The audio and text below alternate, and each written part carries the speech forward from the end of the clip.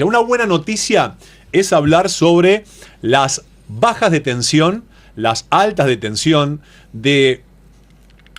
a veces dicen, no sabes lo que... Hay gente que se compra un aparatito que pone en la heladera, que es para proteger los aparatos o la heladera misma, Sí, que es un regulador de tensión. Sí, claro. exactamente. O cuando la empresa que regula el suministro eléctrico devuelve quizás energía y se pasa, que puede suceder, no es lo más común. Más de 220. Decimos. Exactamente, y te revientan los electrodomésticos y después tenés que llevar... Bueno, por poco un análisis de sangre tenés sí, que llevarle para que lo comprueben. Sí.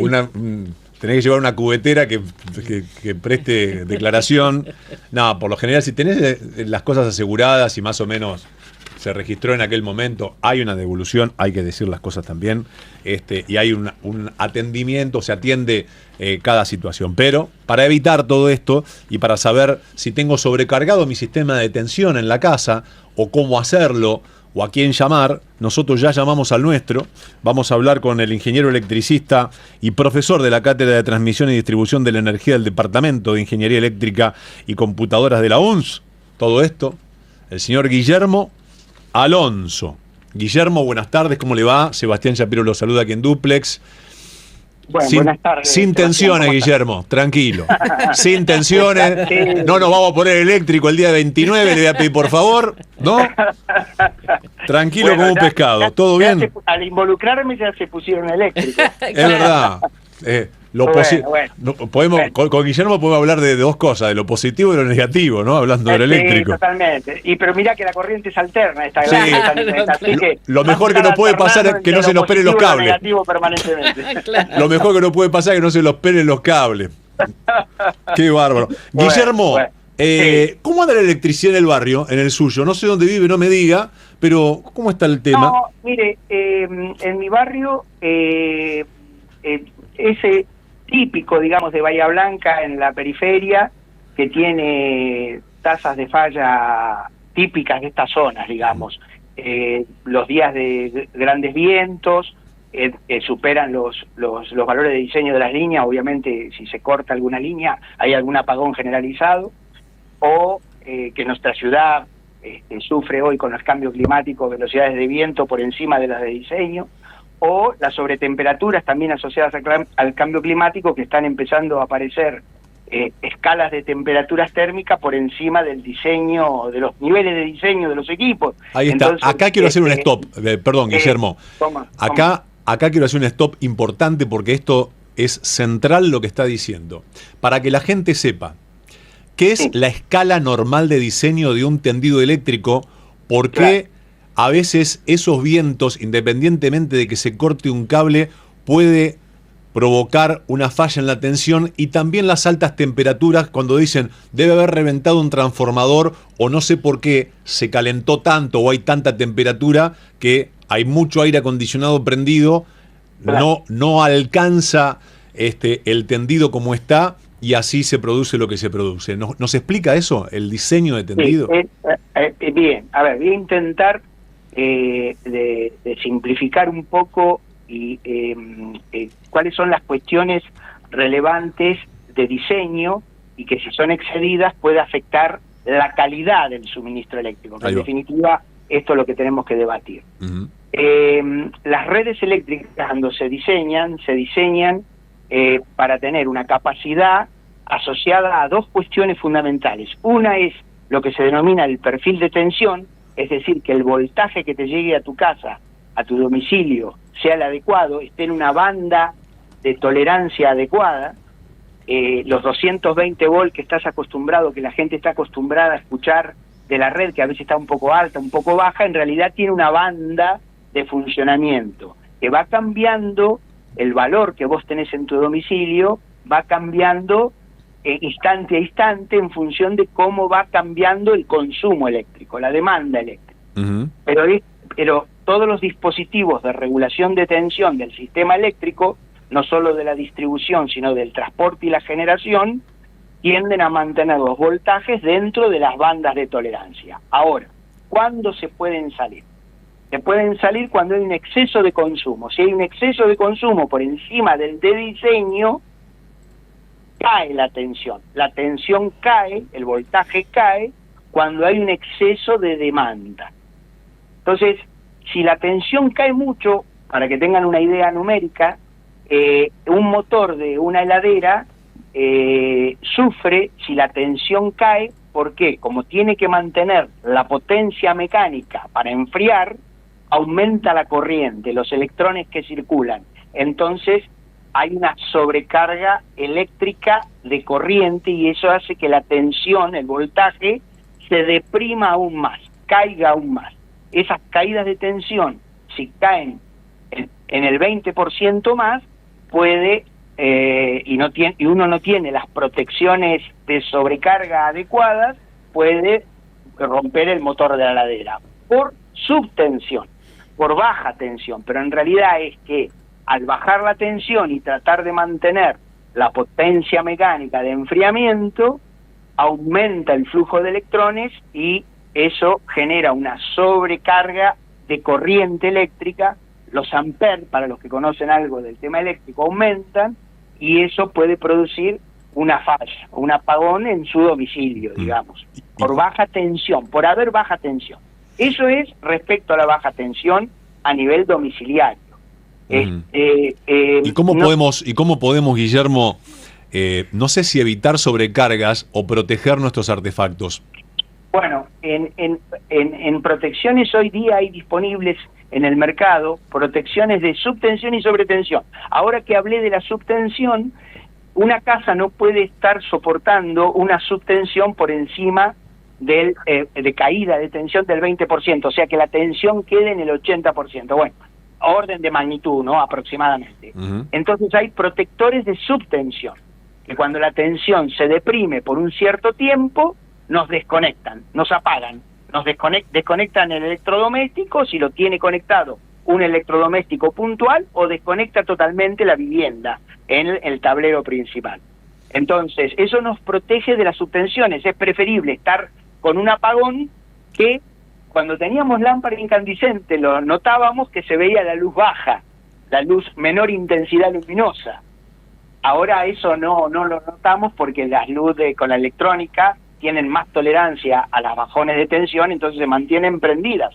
Pero lo que se estropean son los artefactos que tienen motores. Por ejemplo, las bombas de agua, de bombeo de agua, las bombas de las calderas, las bombas de los compresores los motores de los compresores de las heladeras, de los aire acondicionados. Esos se dañarían por sobrecarga con una subtensión. ¿Se puede poner un protector en el tablero o algo que estabilice? Se puede poner. Sí, okay. Hoy día la tecnología, en el mercado existen distintas marcas, en el mercado que proveen protectores de subtensión, sobretensión, para prevenirnos de estos problemas. Más allá de las protecciones típicas de sobrecorriente, ¿no? Se llaman los interruptores termomagnéticos, que esos no miran a la tensión, sino que miran el flujo de electrones, la corriente. Claro, ahí está.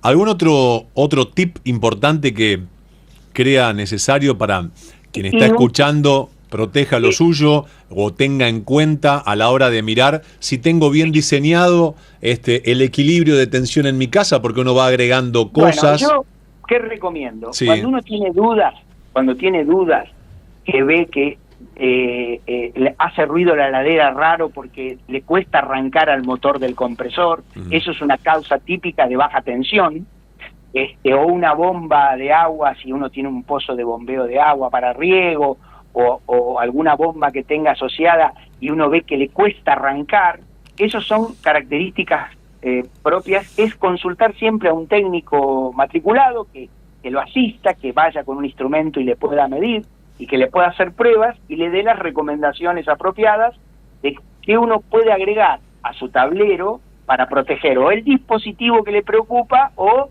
toda la instalación en su conjunto, ¿no? Ahí está. Entonces, eso es algo habitual, son soluciones de libro, digamos, sí, que todo técnico matriculado está en condiciones de poder asistir a la gente, digamos, en su domicilio.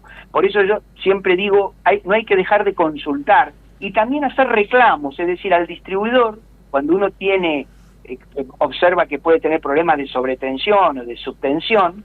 No hablamos de las sobretensiones, pero podemos hablar un poco, pero hablando de las subtensiones, que uno ve alguna causa que sospeche que es una subtensión, es hacer los reclamos formales al distribuidor. Las aplicaciones que tienen los distribuidores hoy permiten elegir qué tipo de perturbación o de tipo de falla tiene uno. Si tiene un corte, tiene oscilaciones de la tensión, hay aplicaciones, en el caso de Bahía Blanca, EDE tiene aplicaciones muy buenas en ese sentido para poder uno reclamar el problema que tiene. Ahí está. La última, Guillermo, nada que ver con esto que estamos hablando. Nada que ver, pero nada que ver. No, porque en esta época uno se da mucho abrazo, ¿no? ¿Vio? Se da el abrazo, la mano. Y cuando alguien le da la mano al otro y dice, me diste corriente, ¿viste qué pasa? Y el otro dice, estuve dando corriente todo el día. ¿Por qué pasa? Sí, eso es otra cosa. Claro, por eso nada que ver, ¿eh? Pero bueno, ya que lo tengo acá, es ingeniero de la UNS, ¿cómo no preguntarle? No, eso es, claro, eso no es corriente, eso es carga electrostática. Ahí va, ahí está. Cuando los elementos, el caso típico es cuando nos peinamos y el peine nos, vemos que el pelo nos acercamos y se los para. Se mueve, claro, es porque existen dos tipos, la carga electrostática. Esto es un tema no menor, esta pregunta que me estás haciendo, en una estación de servicio no puede haber carga electrostática. Si uno conecta una manguera a un vehículo y hay carga electrostática en el vehículo, por ejemplo, negativa, y en la manguera positiva, hay un arco eléctrico y puede encender, producir un incendio. Por eso las estaciones de servicio tienen sistemas de seguridad puestos a tierra, que ponen a tierra el vehículo junto con el equipo de carga de combustible para evitar que desaparezcan esas cargas electrostáticas, se vayan a tierra y no se produzca el arco eléctrico. Bueno, el tema del peine. El peine, cuando te peinas, genera una carga eléctrica de un signo distinto en el peine respecto al pelo. Entonces, y es la misma carga electrostática que se genera en las nubes antes de producirse las descargas atmosféricas. Y cuando esas nubes se acercan a una línea de transmisión y esa carga electrostática es muy grande porque hay mucha carga electrostática en las nubes, y las líneas de transmisión conectadas a tierra, porque las estructuras, en definitiva, si bien los cables tienen aisladores, las estructuras metálicas o de hormigón o de lo que sea, sostienen esos conductores, se inducen cargas electrostáticas también en la línea de transmisión y se producen arcos, rayos que pueden caer sobre la línea de transmisión, pero ese es otro fenómeno. Eso es otra cosa. Un fenómeno electrostático, el que vos me preguntás, digamos, que vos cuando te tocas con una persona, te bajaste de un auto que no tiene la colita rutera, claro, la gomita, claro. Entonces eso te produce una chispa que en realidad las cargas eléctricas tienden a balancear. Entonces se balancean las negativas con las positivas saltando un arco. Ahí eso es lo que sucede electrostáticamente. Bueno, yo le mando un abrazo sin electroestática ni nada. Guillermo, acá a la distancia.